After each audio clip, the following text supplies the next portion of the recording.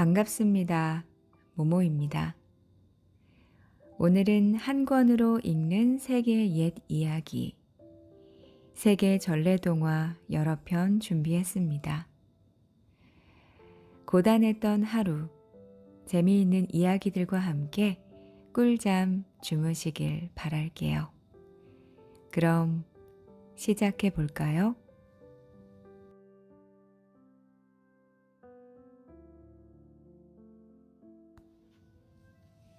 일본 복숭아 동자 모모타로. 옛날 어느 마을에 할머니와 할아버지가 살았습니다.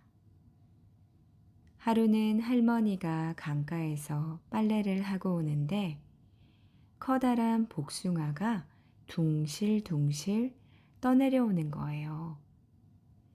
복숭아를 보고 할머니가 말했습니다. 맛있는 복숭아면 이리 오고 넓은 복숭아면 저리 가라.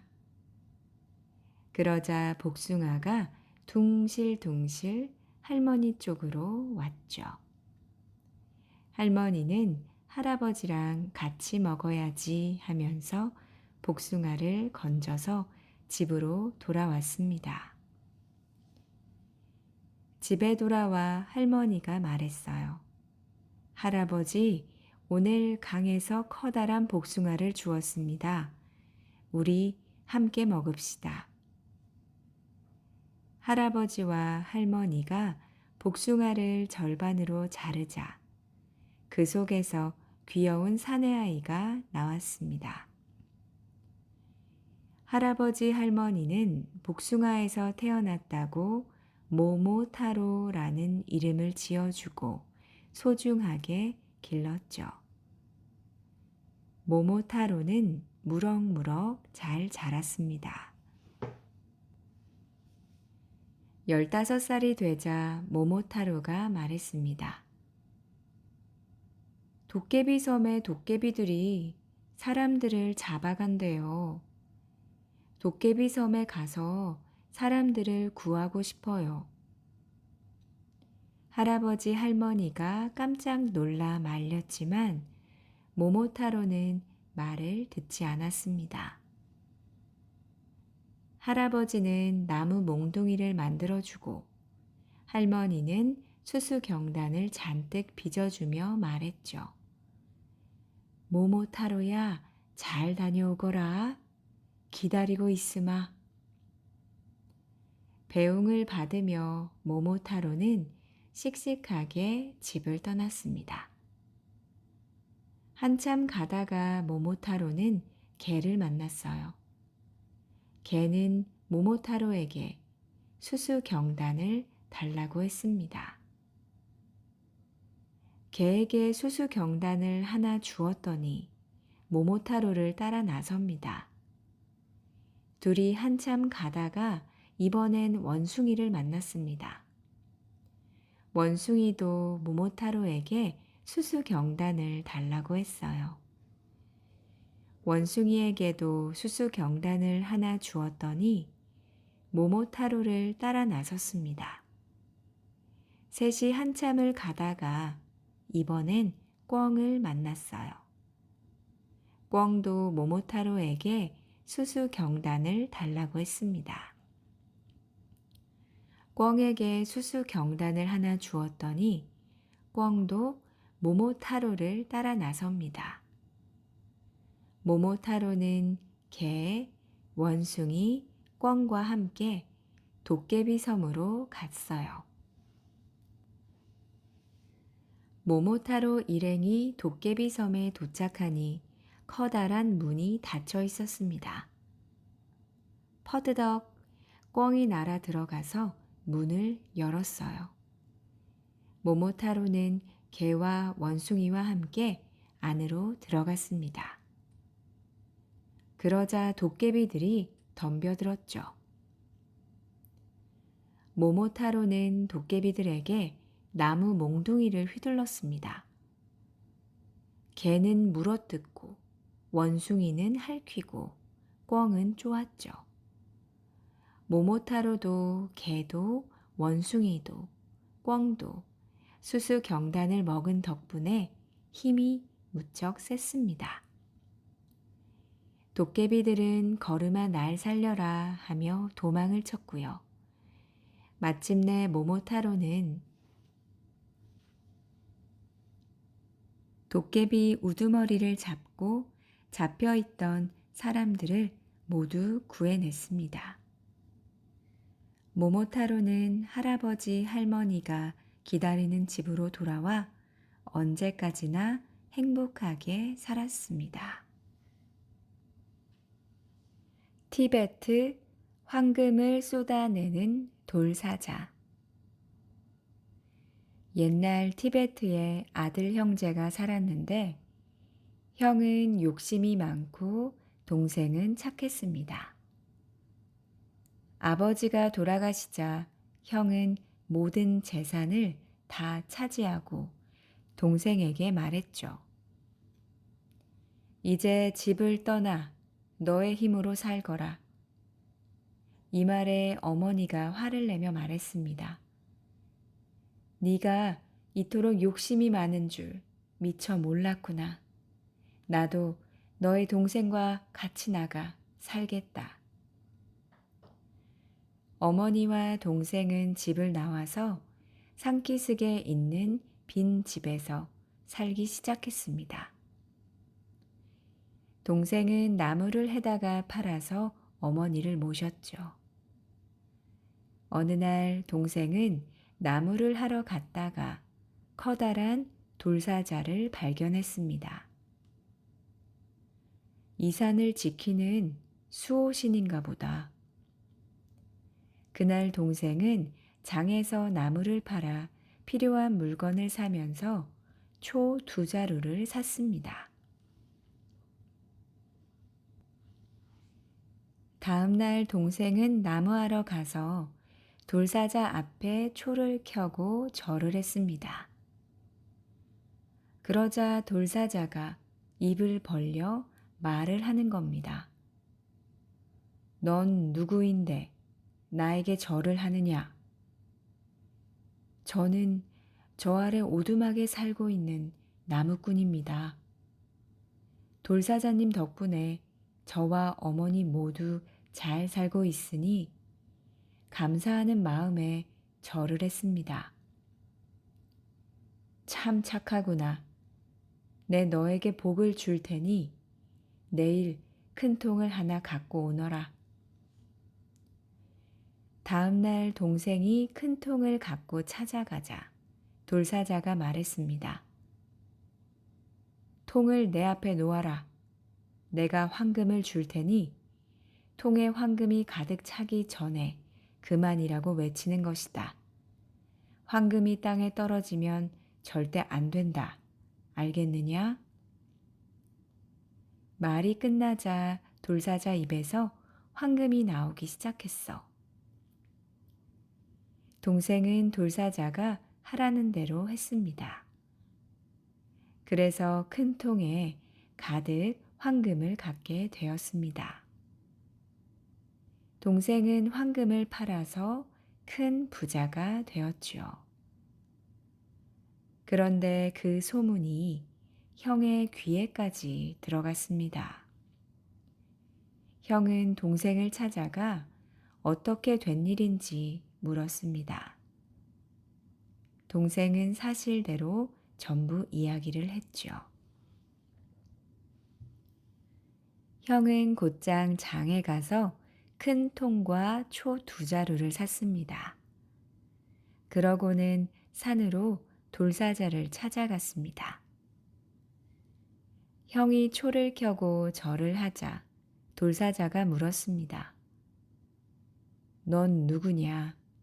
왜 내게 절을 하는 거지? 저는 며칠 전 황금을 받아간 나무꾼의 형입니다. 저도 부자가 되고 싶어요. 제게도 황금을 주십시오. 너도 그럼 통에 황금이 가득 차기 전에 그만이라고 하거라. 하지만 형은 돌사자의 말대로 하지 않았습니다. 마침내 황금이 통에서 넘쳐 땅으로 떨어지자 돌사자 입에서는 더 이상 황금이 나오지 않았습니다. 내 목에 큰 금덩이가 걸렸구나. 손을 넣어 꺼내거라. 돌사자 말에 형은 얼른 돌사자 입에 손을 집어넣었습니다. 그랬더니 돌사자가 손을 꽉 물고 놓지 않는 겁니다. 그 사이에 통에 있던 황금은 돌이 되고 말았죠. 형이 돌아오지 않으니 형의 아내가 찾아왔습니다. 형의 아내는 형의 모습을 보고 깜짝 놀라서 빌고 또 빌었지만 돌사자는 꿈쩍도 하지 않았습니다. 형의 아내는 남편에게 먹을 것을 가져다 주었죠. 그러다 보니 형네 집은 점점 가난해졌습니다. 형의 아내는 집에 있는 물건을 팔기 시작했어요. 어느 날 형의 아내가 빈손으로 와서 울며 말했습니다. 여보, 집에 아무것도 없어요. 먹을 걸 살 돈도 없다고요. 그 말을 듣고 돌사자가 껄껄껄 웃었습니다. 그 틈에 형은 얼른 손을 뺐죠. 형은 아내와 함께 동생을 찾아가서 용서를 빌었습니다. 동생은 형한테도 황금을 나눠주고 서로 어머니를 모시고 사이좋게 살았다고 합니다. 프랑스, 악마에게 영혼을 판 대장장이. 옛날에 앙토냉이라는 대장장이가 살았습니다. 가난하지만 착해서 착한 가난뱅이라고 불렸죠. 며칠째 일거리가 없어서 우두커니 앉아 있는데 악마가 대장간에 들어와 말했습니다. 잘 있었나, 착한 가난뱅이. 자네가 원하면 일거리를 많이 주겠네. 대신 나한테 자네 영혼만 준다면 말이야. 앙토냉은 아들들을 굶기지 않기 위해서 악마에게 영혼을 팔기로 했습니다. 앙토냉은 착하기는 해도 어리석지는 않았어요. 얼마 동안 부자로 살게 해줄 겁니까? 10년 동안 부자로 살게 해주지. 너무 짧아요. 자식들이 크는 걸 보고 싶습니다. 그럼 15년을 부자로 살게 해주마. 아니요, 20년이요. 싫으면 안 하겠습니다. 그냥 가난하게 살겠습니다. 좋아, 20년 여기 서명을 하게. 악마는 종이를 내밀며 말했습니다. 그날 이후 앙토냉의 대장간은 늘 손님이 북적거렸어요. 아들들은 자라서 대장간에서 일을 배웠습니다. 악마와 한 계약만 없었다면 앙토냉은 세상에서 가장 행복했을 겁니다. 어느 날 밤 추레한 옷차림을 한 노인이 와서 노새의 발에 편자를 박아달라고 했습니다. 노인이 돈을 내려 하자 앙토냉은 받지 않았습니다. 가난한 노인을 돕고 싶어서 일을 한 거였으니까요. 그러자 노인이 말했습니다. 자네는 착한 사람이군. 그럼 소원을 2가지 말해보게나. 앙토냉은 웃으며 말했습니다. 글쎄요, 정 그러시면 우리 집 벚나무에 올라간 사람을 제 허락 없이 내려올 수 없게 해주세요. 그리고 우리 집 안락 의자에 앉은 사람 또한 제 허락 없이 일어날 수 없게 해주시면 좋겠습니다. 좋아, 자네 소원대로 될 걸세. 노인은 이렇게 말하고 웃으며 떠났습니다. 어느덧 악마와 약속한 20년이 되었습니다. 악마는 대장간에 와서 앙토냉에게 말했습니다. 20년이 되었으니, 자, 이제 어서 가자고. 그럼요. 약속은 지켜야지요. 조금만 기다리면 방앗간 주인이 주문한 수레바퀴를 마무리할 수 있습니다. 그때 악마 당신을 따라가겠습니다. 그동안 우리 집 벚나무에 올라가서 벗지라도 따서 드시겠어요? 악마는 벚나무에 올라가서 잘 익은 벗지를 따먹기 시작했습니다. 어느덧 저녁이 되자 앙토냉이 말했습니다. 자, 갑시다. 난 준비가 됐습니다. 그런데 이게 어쩐 일이죠? 아무리 해도 악마는 벚나무에서 내려올 수가 없었습니다. 악마는 앙토냉에게 내려가게 해달라고 애걸복걸했습니다. 악마 양반, 나에게 20년을 더 주세요. 그럼 나무에서 내려올 수 있게 해드리겠습니다. 악마는 하는 수 없이 앙토냉에게 20년을 더 주었습니다. 이제 앙토냉은 아들들에게 대장간을 물려주고 쉬엄쉬엄 일을 했습니다. 드디어 악마가 약속한 20년이 다시 흘렀습니다. 악마가 또 앙토냉을 데리러 왔죠. 앙토냉, 이제는 정말로 가야 할 시간이야. 그럼요. 약속은 지켜야죠. 다만 나무꾼이 주문한 도끼의 당금질만 끝내면 당신을 따라가겠습니다.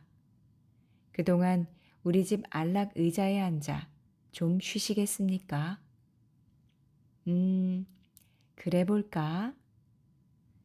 악마는 안락 의자에 앉더니 곧 잠이 들었습니다. 어느덧 저녁이 되자 앙토냉이 말했습니다. 자, 갑시다, 악마 양반. 난 준비가 됐습니다. 그런데 악마는 안락 의자에서 일어날 수가 없었습니다. 몸이 안락 의자에서 떨어지지를 않았거든요. 내가 또 당했다. 악마는 앙토냉을 이길 수 없다는 걸 알았습니다. 그래서 계약서를 벽난로 속으로 던져버렸습니다. 대장장이 앙토냉이 못된 악마를 이긴 겁니다. 파키스탄 왈리닷의 선물. 옛날에 왈리닷이라는 가난한 노인이 살았습니다. 마을에서 멀리 떨어진 오두막에서 살았습니다. 왈리닷은 말먹이인 풀을 베어서 하루에 5푼씩 벌었는데 하루에 4푼씩 쓰고 1푼은 남겨서 항아리에 모아두었죠. 몇 해가 지나자 돈이 잔뜩 모였습니다. 왈리닷은 이 돈으로 무얼 할까 궁리를 하다가 멋진 황금 팔찌를 샀습니다. 그리고 물건을 팔러 다니는 상인 친구를 찾아가 물었습니다. 요즘 가장 덕이 있고 아름다운 숙녀가 누구인가? 그야말로 카이스탄 왕국의 공주이지. 그럼 이 황금 팔찌를 공주님께 선물 좀 해주게. 상인은 어리둥절했지만 왈리닷의 부탁대로 했습니다. 카이스탄 공주는 황금 팔찌를 받자 답례로 낙타의 비단을 잔뜩 실어 보냈습니다. 선물을 받은 왈리닷은 당황했죠. 전혀 예상하지 못했거든요. 왈리닷은 상인 친구에게 또 물었습니다. 이런 보물에 어울리는 왕자는 누구인가? 그야 당연히 네가파드 왕국의 왕자님이지. 그럼 이 비단을 네가파드 왕자님께 선물 좀 해주게. 상인은 왈리닷의 부탁대로 했습니다. 그랬더니 네가파드 왕자는 담례로 말 12마리를 보냈습니다. 왈리닷은 상인 친구에게 다시 부탁을 했습니다. 말 2마리는 상인 친구가 갖고 나머지 10마리는 카이스탄 공주에게 전해달라고 말이죠. 카이스탄 공주는 말 10마리를 받고 당황을 했습니다. 그래서 아버지인 왕에게 어떻게 할지 물었습니다. 카이스탄 왕은 왈리닷이 더 이상 선물을 하지 못하게 아주 큰 선물을 보내라고 했습니다. 공주는 말 10마리와 노새 2마리에 은을 가득 실어 보냈습니다.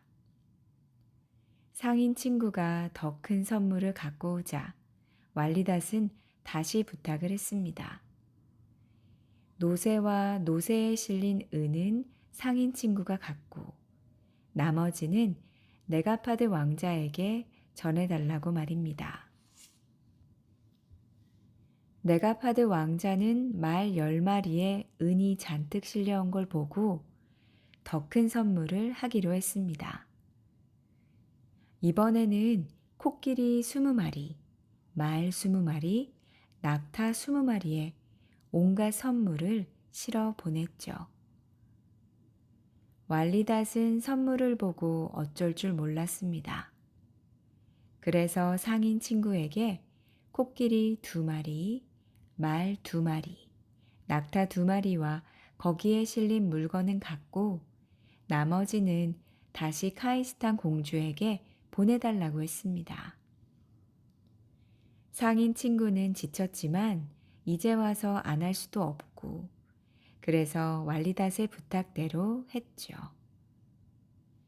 카이스탄 왕은 왈리닷의 엄청난 선물을 받자 왈리닷이 공주와 결혼하고 싶은 줄 알았습니다. 아무래도 왈리닷을 직접 만나야겠다. 상인 양반, 우리를 왈리닷에게 데려다 주시오. 카이스탄 왕의 말에 상인 친구는 2사람과 함께 길을 나섰습니다. 카이스탄 왕국에서 왈리닷이 사는 데까지 사흘이 걸리는 거리였습니다. 상인 친구는 미리 왈리닷의 오두막에 와서 카이스탄 왕과 공주가 곧 도착한다고 알렸습니다. 왈리닷은 카이스탄 왕과 공주가 자신의 초라한 오두막을 보고 자기들을 속였다고 생각할까봐 걱정이 되었습니다. 그래서 도망가기 시작했죠.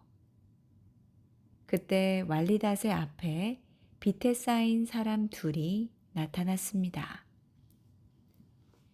2사람은 왈리닷에게 물었습니다. 왈리닷, 어디 가는가? 제가 저지른 일이 부끄러워서 왕과 공주를 만날 수가 없습니다. 그래서 멀리 도망가려고 합니다. 욕심 없이 좋은 뜻으로 한 일이니 부끄러워 말게나. 2사람은 이렇게 말하며 왈리닷의 어깨를 건드렸습니다. 그러자 왈리닷의 누더기 옷이 멋진 차림으로 바뀌었죠. 걱정하지 말고 집으로 돌아가게. 신이 자네를 돌보아 주실 거야. 2사람의 말을 듣고 왈리닷은 집으로 갔습니다. 그런데 이게 웬일이에요? 진흙 오두막이 으리으리한 궁전으로 변한 겁니다. 하인이며 온갖 좋은 물건들도 잔뜩 있었죠. 날이 밝자 카이스탄 왕과 공주가 왈리닷의 집에 도착했습니다. 함께 온 상인 친구는 왈리닷과 궁전을 보고 깜짝 놀랐지만 아무 말도 하지 않았습니다. 카이스탄 왕이 왈리닷에게 물었습니다. 내 딸과 결혼하고 싶은가? 말씀은 감사하지만 저는 나이가 많습니다. 공주님께 선물을 보낸 이는 네카바드 왕자님이십니다. 그분을 모셔올 테니 제 집에서 쉬고 계시지요. 왈리닷은 상인 친구를 네가바드 왕국으로 보냈습니다. 네가바드 왕국도 왈리닷의 집에서 사흘이 걸리는 거리였죠. 네가바드 왕자와 카이스탄 공주는 보자마자 한눈에 반했습니다. 둘은 왈리닷의 궁전에서 성대한 결혼식을 올렸습니다. 그리고 모두들 자기 집으로 돌아갔습니다. 왈리닷은 모든 재산을 다른 사람에게 나눠주고 다시 풀을 베며 소박하게 살았다고 합니다. 중국 마량의 신기한 붓. 옛날 중국에 마량이라는 소년이 살았습니다. 부모님이 돌아가셔서 혼자 살고 있었죠. 마량은 늘 그림이 그리고 싶었어요. 그래서 서당 선생님에게 부탁을 했습니다. 선생님, 붓 한 자루만 빌려주세요. 서당 선생님은 화를 벌컥 내며 말했어요. 가난뱅이가 그림이 뭐야? 빌려줄 수가 없다. 마량은 이런 일로 기가 죽을 아이가 아니었습니다. 그날부터 마량은 나뭇가지나 손가락으로 눈에 보이는 것은 무엇이든 그렸습니다. 여러 해가 지나자 마량은 그림을 잘 그리게 되었지만 붓이 없어서 늘 아쉬웠어요. 그런데 어느 날 마량이 잠을 자는데 꿈에서 수염이 하얀 할아버지에게 붓을 하나 받았습니다. 기뻐하다 잠에서 깨보니 손에 붓이 들려 있었어요. 이 붓은 신기한 요술 붓이었습니다. 새를 그리면 새가 되어 날아오르고 물고기를 그리면 물고기가 되어 헤엄을 쳤죠. 마량은 요술붓으로 가난한 마을 사람들에게 호미도 그려주고 등잔도 그려주었습니다. 마량의 붓 이야기가 마을 부자에게 소문이 퍼졌어요. 부자는 마량을 자기 집으로 끌고 와서 대뜸 그림을 그리라고 했습니다. 하지만 마량은 그림을 그리지 않았죠. 부자의 속이 검다는 걸 알고 있었거든요. 부자는 화가 나서 마량을 마구간에 가두고 사흘이나 밥을 주지 않았습니다. 사흘 뒤 부자가 궁금해서 가보니 글쎄 마량이 만두를 맛있게 먹고 있지 뭐예요. 마량을 죽이고 붓을 빼앗아야겠다. 부자는 그렇게 생각을 하고 힘센 하인 여러 명을 마구간으로 보냈습니다. 하인들을 본 마량은 사다리를 그려 마구간을 빠져나온 다음 빠른 말을 그려 그 말을 타고 도망갔습니다. 부자와 하인들이 따라오자 마량은 활과 화살을 그렸죠.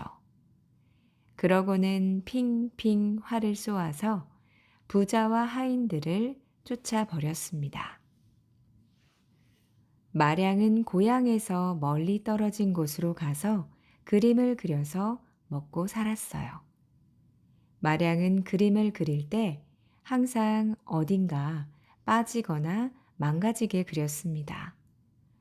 온전하게 그리면 진짜가 되었기 때문이에요. 어느 날 마량이 학을 그렸는데 눈자리를 비워놓고 그렸죠. 그런데 먹물 한 방울이 똑 하고 눈자리에 떨어지는 바람에 학은 눈이 생겨서 훨훨 날아가고 말았습니다. 마량의 붓 이야기는 왕의 귀에도 들어갔습니다. 왕은 마량을 불러들여 말했어요. 마량아, 그림을 그리거라. 마량은 힘없고 가난한 사람들을 못살게 구는 왕이 싫어서 그림을 그리지 않았습니다. 왕은 화가 나서 마량을 옥에 가둬두고 마량의 붓을 빼앗아 그림을 그리기 시작했어요. 왕이 황금산을 첩첩이 그렸더니 바위산이 돼서 와르르 무너졌습니다. 또 금덩어리를 길고 길게 그렸더니 무시무시한 뱀으로 변해서 왕에게 와락 덤벼들었죠. 하는 수 없이 왕은 마량을 풀어주고 붓을 돌려주었습니다. 그리고 금과 은을 잔뜩 주며 말했어요. 마량아, 바다를 그려보아라. 마량이 붓을 휘두르자 푸른 바다가 생겼습니다. 물고기가 없구나. 마량이 점을 몇 개 찍자 온갖 물고기가 뛰어놀았어요. 배를 한 척 준비하거라. 마량이 배를 그리자 왕은 왕자와 공주, 신하들을 거느리고 배에 올라탔습니다. 배가 천천히 나아가자 왕이 말했습니다. 마량아, 바람을 더 세게 하거라. 마량이 바람을 더 그리자 배가 마구 흔들렸습니다. 마량아, 그만! 이제 제발 그만하거라. 마량은 못 들은 채 하며 바람을 더 크게 그렸어요. 그러자 거센 바람에 배가 벌렁 뒤집히더니 산산조각이 나서 바다 밑으로 가라앉았습니다. 그 뒤 마량은 어디론가 사라져서 아무도 볼 수 없었대요. 러시아 아름다운 바실리사. 옛날에 한 상인에게 바실리사라는 딸이 있었습니다. 바실리사는 8살 때 엄마가 돌아가셨어요. 엄마는 세상을 뜨기 전에 바실리사에게 인형을 주며 말했습니다. 바실리사, 이건 엄마의 사랑이 담긴 인형이야. 어려운 일이 생기면 인형에게 먹을 것을 주고 도와달라고 하렴. 얼마 뒤 상인은 딸이 둘 있는 과부와 결혼을 했습니다. 새엄마와 의붓 언니들은 아름다운 바실리사를 샘내서 온갖 힘든 일을 시켰죠. 하지만 바실리사는 힘든 일을 다 해냈습니다. 엄마가 준 인형 덕분에요. 어느 날 상인이 먼 나라로 장사를 하러 떠났습니다. 새엄마는 숲 근처에 있는 집으로 재빨리 이사를 했죠. 숲에는 바바야가의 오두막이 있었는데 바바야가는 사람들을 잡아먹는 무서운 마귀 할멈이었습니다. 이사를 한 뒤 새엄마는 바실리사를 숲으로 자주 보냈습니다. 하지만 바실리사는 그때마다 말짱하게 살아서 돌아왔죠. 바로 엄마가 준 인형 덕분에요. 어느 가을밤 새엄마는 딸들에게 일감을 주었습니다. 큰딸은 레이스 뜨기, 둘째 딸은 양말 뜨기, 셋째 딸 바실리사는 실잡기를 시켰습니다. 집안 불을 죄다 끄고 딸들 방에만 양초를 켰어요. 그러다 양초에서 연기가 나기 시작했습니다. 언니 하나가 심지를 살리는 척하다가 촛불을 꺼트렸죠. 집에 불이 하나도 없는데 어떡하지? 언니가 말하자 새엄마가 바실리사에게 말했습니다. 바실리사, 얼른 바바야가에게 가서 불을 얻어오렴.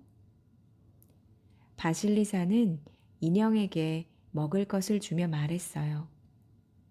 인형아, 나를 도와줘.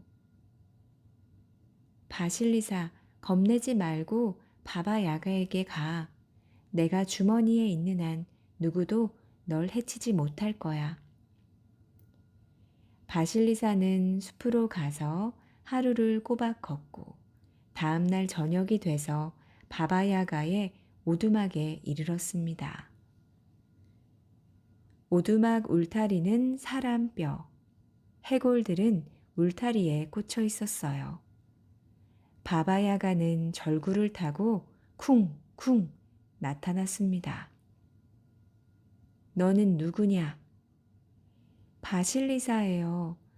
언니들이 불을 얻어오라고 했어요. 시키는 일을 다 하면 불을 주마. 하지만 제대로 못하면 잡아먹어버릴 거다. 바바야가는 바실리사에게 저녁밥을 차리라고 했습니다. 바실리사가 차린 밥을 잔뜩 먹고 나서 바바야가는 말했어요.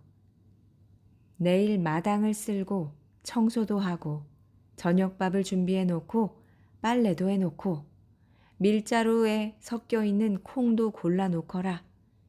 제대로 못하면 잡아먹어버릴 거다. 바실리사가 인형에게 음식을 주며 도와달라고 부탁을 하자 인형이 말했습니다. 아름다운 바실리사, 저녁 먹고 기도하고 푹 자. 아침이 되자 바바야가는 절구를 타고 나갔습니다. 할 일이 너무 많아 바실리사는 어쩔 줄 몰랐어요. 그런데 인형이 금방 다 해치우더니 이렇게 말합니다. 아름다운 바실리사, 저녁만 준비하면 돼. 저녁이 되자 바바야가가 돌아와 꼼꼼히 살펴보고 말했습니다. 내 충실한 하인들아, 밀을 갈아라. 그러자 손 세 쌍이 나타나 밀을 들고 사라졌습니다. 바바야가는 저녁밥을 먹더니 말했습니다. 내일도 똑같이 일해라. 콩에서 양귀비씨도 골라내고. 바실리사는 인형에게 또 먹을 것을 주었습니다. 인형이 다 먹더니 말했어요. 아름다운 바실리사, 저녁 먹고 기도하고 푹 자렴. 다음 날 아침 바바야가가 절구를 타고 나가자 인형은 금방 모든 일을 마쳤습니다. 바바야가는 집에 돌아와 꼼꼼히 살펴보고 말했어요. 내 충실한 하인들아, 양귀비씨로 기름을 짜거라. 그러자 손 세 쌍이 또 나타나서 양귀비씨를 다 가져갔습니다. 바바야가가 저녁을 먹은 뒤 물었습니다. 바실리사, 내가 시킨 일을 어떻게 다 했지? 돌아가신 어머니의 축복 덕분이에요. 뭐라고? 어서 가버리거라. 이 축복받은 아이야. 그러더니 바바야가는 울타리에서 타오르는 해골을 집어들어 바실리아에게 주었습니다. 이 불을 의붓 언니들에게 갖다 주거라. 바실리사는 불타는 해골을 가지고 집으로 갔습니다. 난생 처음 새엄마와 언니들에게 환영을 받았죠. 네가 떠난 뒤에 집에서는 불을 피울 수가 없었어.